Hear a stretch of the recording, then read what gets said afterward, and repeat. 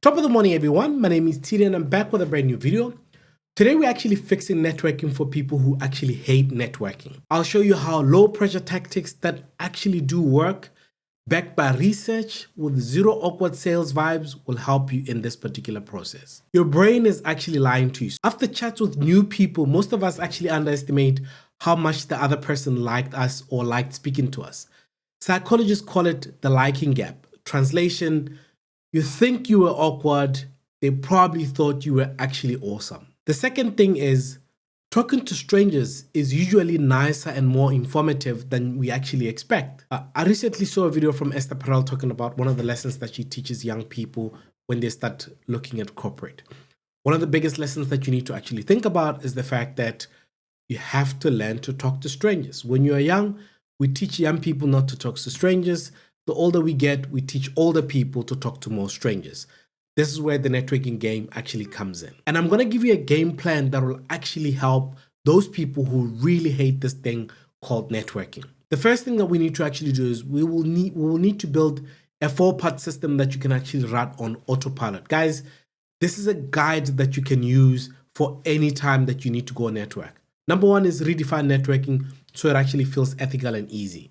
Number 2, plant low pressure weak ties seeds. 3, use tiny scripts that can actually do the heavy lifting for you. And the 4th thing is keep a simple follow-up rhythm so opportunities actually find you. Now I'm going to simply explain what I mean by these things. Redefining the networking. Now think of networking in 2 ways. Information exchange. Short conversations can actually help you both learn one concrete thing. So research also shows that chat with strangers are surprisingly very informative. We learn a lot of things from these strangers. Number 2 is small helpful acts. Adam Grant actually calls these 5-minute favors. Quick intros, a quick link to a resource, a friendly comment that actually lifts someone's work. It builds the goodwill without actually feeling that fake. And sharing my video is also one of those quick fixes that will also help you get in front of the right people. If that is your definition, you are never actually using people. You're just literally being very useful. The second thing, guys, is plant low pressure weak tie seeds. Okay, so you're planting these seeds that are low pressure, but they're actually retying some of those things. You don't need events to actually do this. You need light touches that actually, stack up and they'll help you. These are how you do it. Comment before you connect. Once a week, leave one specific, very thoughtful comment on someone's post and genuinely like some of that post. Then connect with a short note. This warms up the introduction and it also respects that time. The second thing that you can also do is the old acquaintance ping. Reactivate one dormant contact per fortnight. Weak ties spread new information fast. Your message can also be tiny. Number 3, micro conversations in real life. Whether you're on a queue, you're on the train, queue for coffee, a school run, a cheerful 2-minute chat boosts the mood for both you and whoever is actually next to you. The third thing that you need to do is tiny scripts that you can actually do all the heavy lifting. Please steal some of these, personalize them, and use them as much as you can. First thing, guys, here's a script that you can actually use on LinkedIn. Hey, Tshidi, I loved your point about the onboarding analytics. The dashboard that you actually shared was actually gold. I tried your time to productivity tip. It clarified the bottleneck that I've actually been dealing with and would actually be great to connect. The reason why it actually works is that 1, it's very specific. It gives a very specific example about what it is that you actually like about that individual's pitch. It also gives value and avoids a sales pitch. The 7-minute macro ask. Hi Sam, I'm exploring a people analytics role and noticed that you've actually moved from HRBP to a people scientist. Could I borrow 7 minutes for 2 questions next week? Phone or voice note will still work, whichever one is easy for you. Why does it work? It's a tiny ask. It's a clear topic on what they can actually help you with, and it's an easy way out. Small asks are less daunting and more likely to actually get you a yes. And then weak tie reactivation. Hi Aisha, I read your post about your stakeholder mapping. It actually reminded me of some of the projects that we used to work together on. Now, I have one question about your current team's tech stack. I'm trying to figure out what we can actually use for the future. Are you open to a quick swap of nodes to see where I could actually be going wrong and how I could do things differently. Why does it work? 1, there's a bit of warmth. 2, there's a genuine compliment that actually speaks about some of the things that you used to do together. And 3, there's a specific reason to actually connect. So it's a weak tie, fresh opportunities. The next thing is post-event message without the awkwardness. Great meeting you earlier at the coffee table. Your comment about validation and clinical data stuck with me. Here's that article I actually mentioned. If useful, happy to share the spreadsheet template. Why does it work? You lead with a gift, not a grab. The next thing is conversation openers that do not feel fake. Please show a bit of curiosity when you actually talk about somebody's work. Then do a follow-up.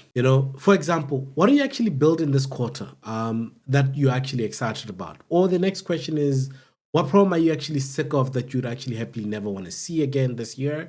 Or the follow-up could be, what made that very tricky? So if they've put something about something that they worked on that was a bit tricky, they managed to fix it, you can actually just say, what was it that actually made that tricky? The people side or the tooling side? Now, the small talk is not pointless. It also is social glue that actually improves that well-being of the relationship that you're trying to build.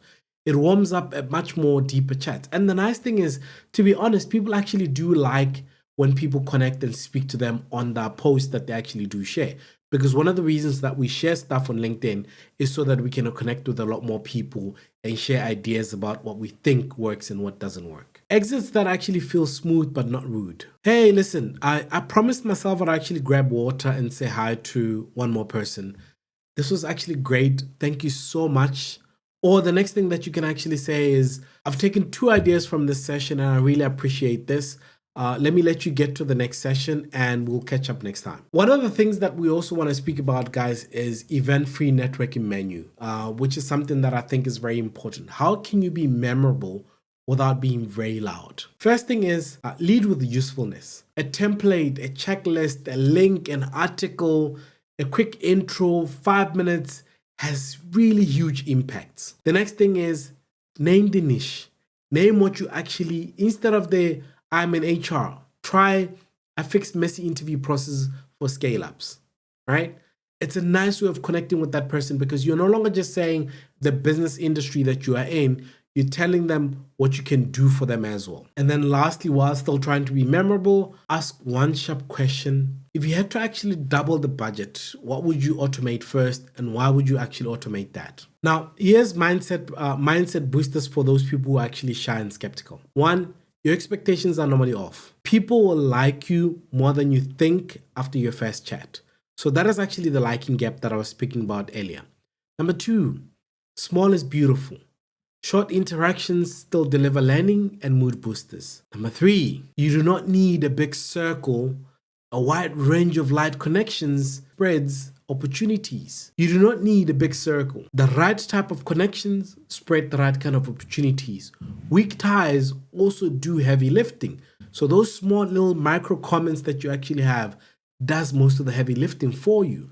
And also remember, one of the other most amazing things about networking is that if you like my post and write a comment on my post, and I like your post, that comment starts putting your comments in front of my network. So use these to make sure that you actually get yourself closer to other people that are like-minded for that particular area that you're interested in. Now, I'm going to give you a 7-day anti-networking challenge. This will help you at least deal with all those issues that you normally have about networking. I want you to try this at least for the first week. Day 1 is, so comment before you connect at least once.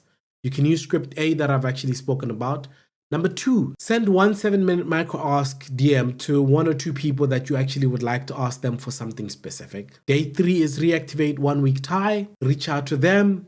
Tell them why you're actually excited about reconnecting with them. Day 4 is share a 5-minute favor publicly. For example, a template, a resource list, or tag one person that it could actually help. Day 5 is a 2-minute chat with a stranger in low stakes setting. For example, by the coffee shop, by the printer, wherever it might be. Day 6, send 1 thank you message with a specific line that you actually liked from that person's post. And then the last day is review your week. See which ones you actually want to follow up and do the same thing over and over again. You'll see how amazing those small things that you're actually doing can make a difference in networking. If you found these tips helpful, guys, please don't forget to like, don't forget to subscribe, because the more you like, the more it puts you in front of my network. And when I like, it puts you in front of other people's networks. Until we meet again, peace.